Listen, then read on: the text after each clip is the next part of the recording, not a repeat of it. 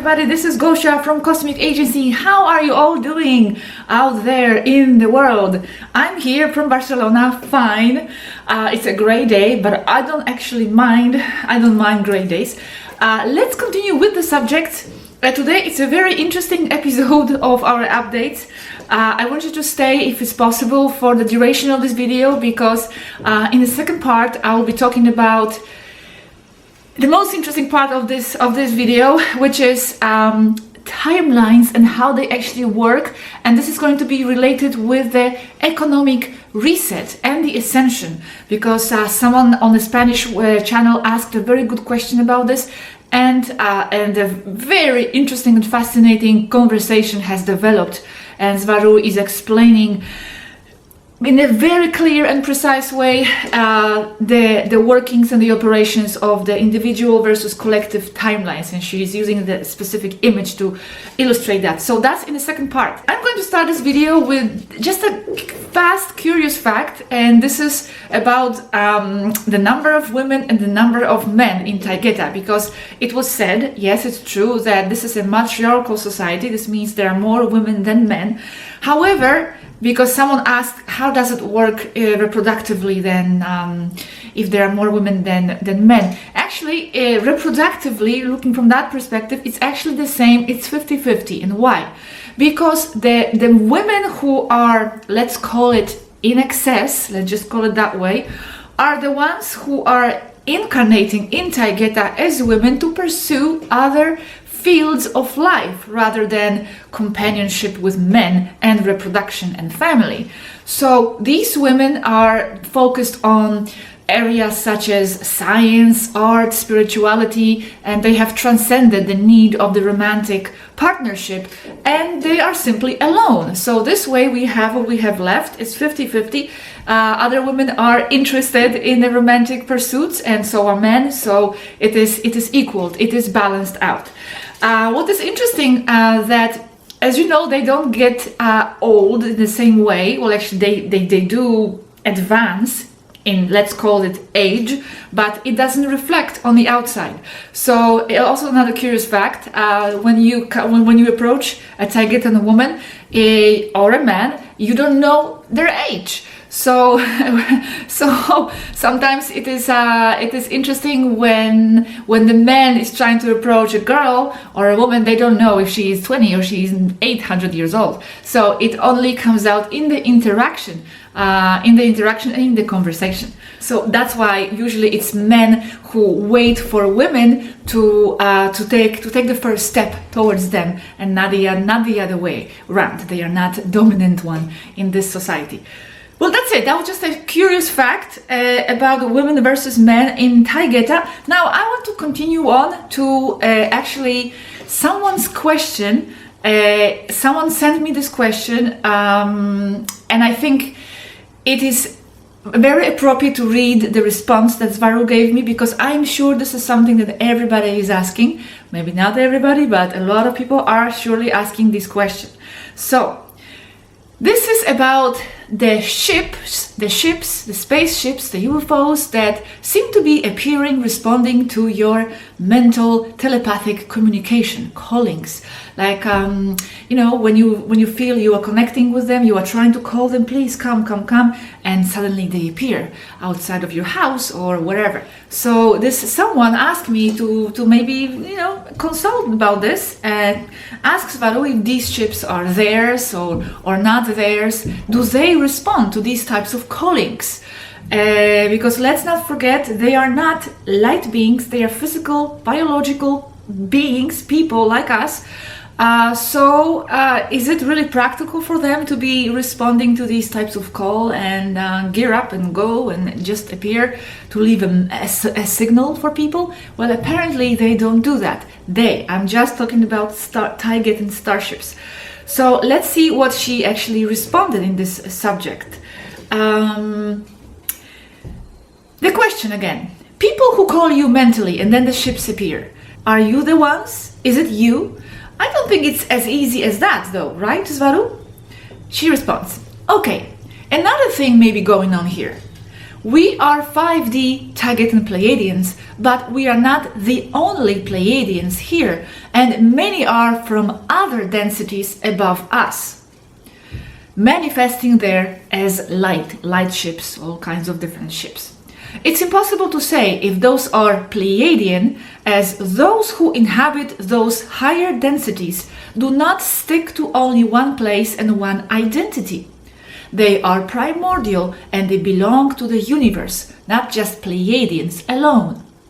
When you are above 5D, you no longer adhere to a concept such as Pleiadian. And here I just want to intersect. This is very important because some of the ships that appear, yes, they could be responding mentally, but they are probably from higher than 5D. But at this point, it's hard to say if they are Pleiadian or not, because as she explains, above those 5D levels, the identity dissolves itself. So you cannot really see yourself as Pleiadian or Arcturian or this or that. Maybe you might have a Pleiadian flavor, and as she said. By the way, this also relates to channelings. She explains that whenever someone is channeling, or what they feel is they're channeling a being from beyond 5D, 6, 7, 8, and 9D, it's very rare, it's very improbable that this is a specific race, because in that level, that form of duality and that level of identity association dissolves itself, and they merge with a higher reality and with a higher essence of themselves. What could be happening is that they are channeling someone with a Pleiadian flavor. But just as this being from 8D could be connecting and channeling with the Pleiadian flavor, they could also switch and could be connecting through their Arcturian flavor self. So when you are channeling and connecting with a being from beyond 5D, as I said, it's not as strict. There are no identities as clear as that. It gets more complicated. So the same happens here with the ships. So this is what she responds. And no, Gosha, you are right. It's not as easy as that. If he, this person who asked the question, is manifesting the ships with his thought, it is not us. It may be also other things, spirits and elementals from Earth reacting to his messages. Also take into consideration and remember that telepathy is quite suppressed there. It's not as easy as they are led, as you people are led to think. Pleiadian, she explains, the Pleiadian term is like being European. Once you are awakened though, transcend, and you freely roam all over. You are from a higher density, you are from the world, universe. So the concept of calling strictly Pleiadian light ships with your mind, I don't think so, sorry. It's like him calling us, hi there, telepathically, and me and my companion running, scrambling, as it's called, to get into our flight gear, run up the ship, ramp, fire up the engines, plot a flight path, ask for clearance to take off, set our heading to his location, go throttle up, and hope he has not gone inside his house once we get there. Not practical at all. As you see here, they have a sense of humor. They have a very intelligent sense of humor, by the way. So, just because, they are 5D physical beings and their ships are physical ships. So it's not really very practical for them to be responding to all these calls. Imagine how many calls are there every day. So here I say, yes, Swaruu, because I think people still keep thinking of you in terms of unmaterial light beings. And she responds, yes, I know. And there are those, of course, yes, but they cannot be called Pleiadians. Too simple a term for them. So if you are connecting mentally, calling a ship, it responds, it's probably from beyond 5D. And at this point, it's difficult to say if it's Pleiadian or not, because as she says, they lose the sense of identity in that way. Yes? Clear? Clear? I think very clear. Now, another question which was asked by the same person is this. Why haven't you responded my calls all my life? And why haven't I been used for greater service? Why have I been left alone all this time? This is a man who regards himself as a Pleiadian starseed. So this is a question that probably most of you are asking yourself. So this is the answer. Oh wow, a book can be written to answer that. The one in control of that, why haven't you answered my calls, is himself. He designed his life that way, contact or no contact. The reasons: it's a short and intense incarnation, you keep forgetting that. And to many, the whole point is to experience separation, the game. I cannot hold his specific answer to that question, as he alone is the one who must find his answers. Why have I been used for greater service? How does he know that? The parameters of what is important and what is not are very different from here and from there. He should not judge his usefulness from a human point of view and human terms and values. He is being everything he must be, and he is of service exactly as he should be. This is a short answer, and it gets very long. And why have I been left alone all this time? Answer: you have never been alone. The separation is an illusion for you to have an experience. You do not get lost. No one really does. In any case, you decided that as well, and it was you indeed. But no, you have never been alone. This is the short answer. As she says, a book could be written about this subject. But this is the answer in summary.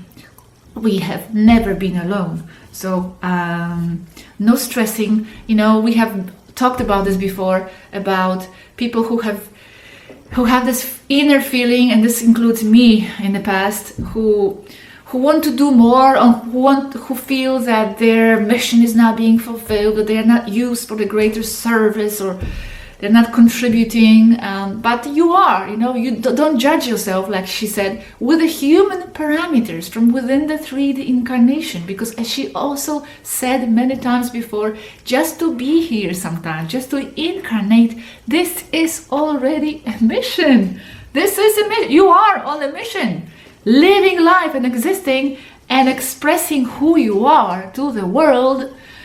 That's important. Don't forget that, the connection with yourself and expressing who you are to the world. This is realizing your mission. So you are on the track. So don't stress yourself too much about this. And you have never been alone. I do want to continue to the next subject, which is the main part of this video. This is a very fascinating conversation that developed after I asked her a question that also came from the crowd. It was asked by many people about the economic reset, because it was mentioned last year that something like that was being worked on, and people want to know, what's the update. So, what is the update? Swaruu never likes to give any predictions or dates, and it will be understood exactly why. After you watch this video, you understand exactly why it is not appropriate or not convenient and even impossible, especially in modern times, and you understand that why too, to give predictions. And this is exactly what she says. I do not give more predictions because they are not fulfilled as expected. It looks like we have no control over what happens, or that the predictions are false. This happens to the best prophets, for lack of a better name. They do not understand why they see something very clearly and it doesn't happen later. The simple act of observing changes the result. Now, the problem is that they do not understand that she means people, us, all of us. The problem is that they do not understand that there are alternate temporal timelines, entangled. And although each person is a timeline in itself, It is possible to observe one as a whole by making an average or looking at the average of what is observed by each individual one. So in this way, yes, you can make some kind of prediction. So just remember, Swaruu always insists that every single person is in an individual timeline. There is no such a thing as a collective timeline in itself. It only looks so as all individual timelines share the same focused point of observations or of a certain belief. And this is going to be very nicely understood later on in this video. She continues. Very interesting. Also, in times of Nostradamus, there were few variants of timelines, since the perception of the reality of the human population was very unified globally. Nowadays, that is not so precise, giving predictions, because never before have there been so many timelines going in and out of the perceptual reality of the human population. Interesting. In short, by the very nature of the misnamed space-time, you cannot make predictions. As for the economic reset, this is still in effect, postponing more and more and getting the population accustomed, holding the economy artificially from two fronts: the economic matrix propped up by the Federal Reserve bankers, and on the other hand by the Federation, Arcturians and Ummos. Financial reset is not convenient though at this precise moment. I ask, sustained economy by the Federation, what does this refer to? It refers to the hacking of financial computers by the Arcturians and Ummos.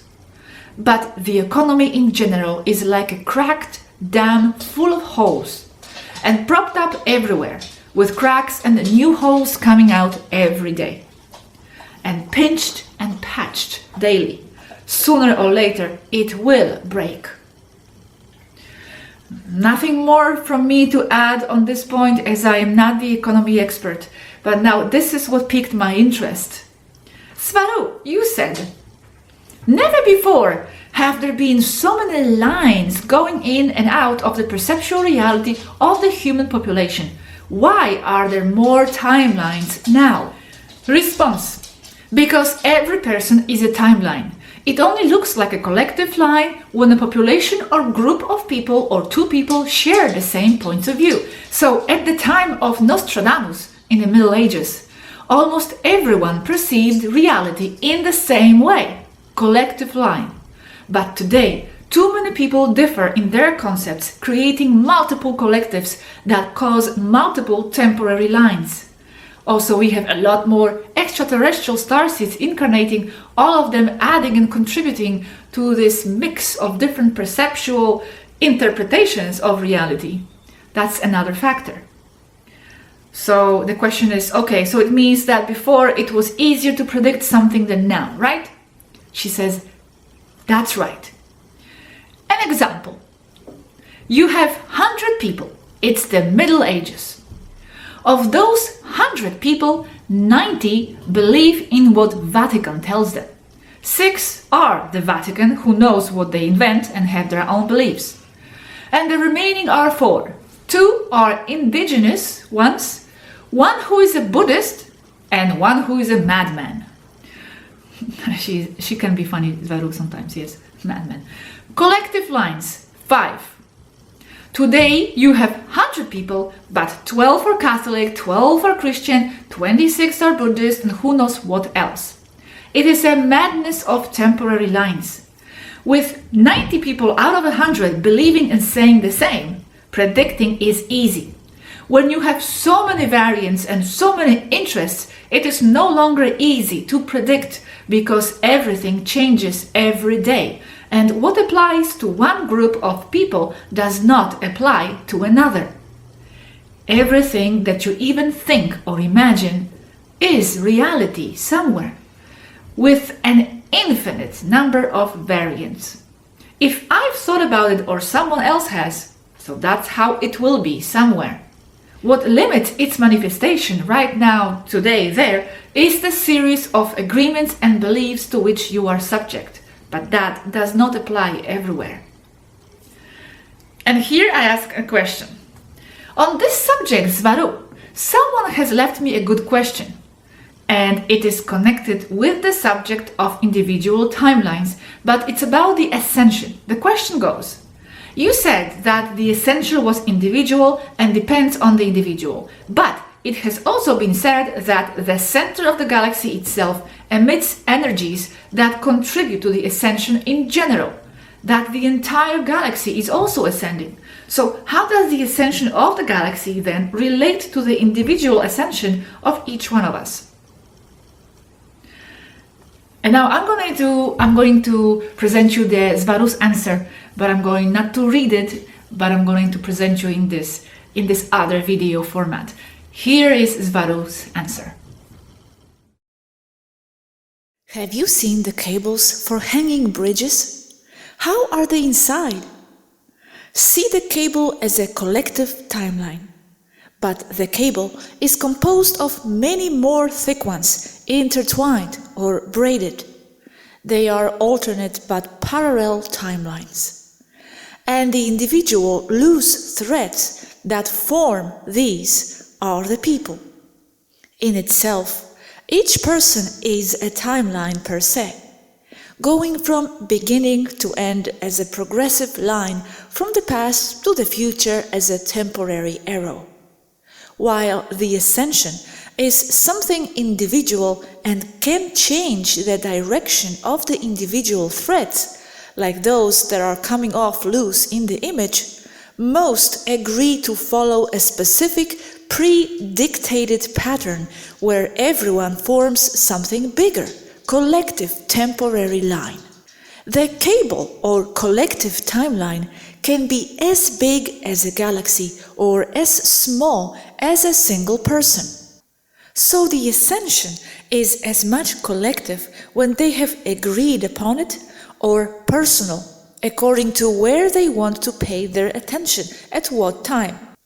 It depends on if they focus on the collective galactic, collective planetary, collective Spain, collective of a city or individual. That cable in the Middle Ages was new, and all or almost all the threads that formed it worked in unison to manifest reality. But today, the cable is breaking everywhere because of the interests and alternate and different points of view of the terrestrial population that is unusually varied and complex. End of analogy. And this can be applied to the economic reset timeline, right? Sure, it can be applied to any timeline. They can be collective ones that props up the matrix, like those wires neatly braided to form the major wire, or they can go in their own direction. If they find more threads like you, an alternate composite wire could be created with a different direction and a purpose. So the energy coming out of the center of the galaxy and making the whole galaxy ascend can be applied both at the level of the personal timeline, if we focus there, as much as the planetary one. That's right. So you are giving people other points of view, breaking the temporary line in some way. Yes, I break the timeline with this. For that reason, I said that also this disclosure or contact with us as a foreign species from outside the Earth also has aspects that could be seen as negative by messing up the composite cable of terrestrial reality, forming loose threads. I see it as very positive. Yes, and they also intertwine with ours. With what purpose does this happen, Swaruu? For the growth of consciousness as a result of experience and exposure to alternate realities. Also, it does not have to have a practical sense. After all, the practical reason is only one or from one specific point of view and not from others. So very interesting, right? Very, very, very illustrative, very good and precise and clear example, an image on the basis of which it can be clearly seen and understood how these different timelines are individual, but they are also part of the larger whole. So I really love this example. I love the fact, I love the answer when she said that, we are breaking the cable. This is basically with this information, with pointing your attention to certain awakened states of being. It's basically breaking from the matrix cable. We are breaking from the main matrix cable and venturing off into our own ones. This is amazing. This is Swaruu's work. Before, some time ago, a few months ago, she was relating to this as collapsing the timeline. She said she's a timeline collapser. What she's trying to do with this information and these videos is collapse the timeline, and not just with these videos. She's also working on other levels, as it was explained. But now she's also adding this another angle here. She's breaking the cable, she's breaking the main matrix cable and making the people, venture off into the side cable, create their own reality, because that's what we are. We are the creators of the reality, and there's no obligating us to be following in the same matrix direction as the reptilians and the controllers want us to go. So very exciting. I am very happy that you are forming a part of this new cable and this new thread that is, being composed here.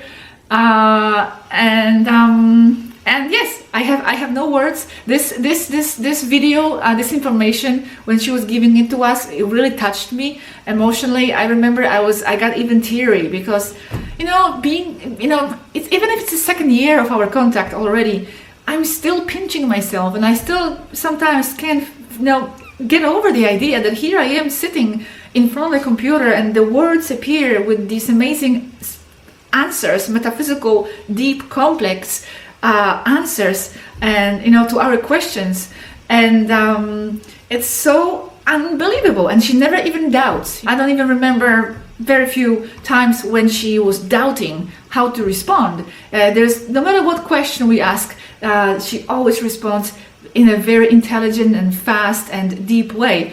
And it's just very moving to be in her presence. She's a very special, magical being to us. She means so much to us, and I'm so happy to be able to bring this to you and share her words with you. Every time she speaks, she's like moving something profoundly within my soul and doing something. And I seriously believe, because she also said that her words are not just the words, but she charges them telepathically. She loads them with the expansive meaning and components, and they do reach me. And I do believe, and I do know that it also reaches thousands of people who listen to these words. I'm mainly talking about the Spanish channel right now, but the English one is also growing. Thank you so much for being part of this. More is coming, of course. Thank you, Swaruu. I don't know if you are watching. I think she's not watching anymore the videos. She's in other areas right now of work. But I'm pretty sure others are watching. So thank you, all of you. Thank you for sticking around and for continuing to help and continuing to provide your assistance to us. Thank you so much. Thank you to all the races who are providing the assistance. More is needed, please. Thank you so much, and until next video, bye bye.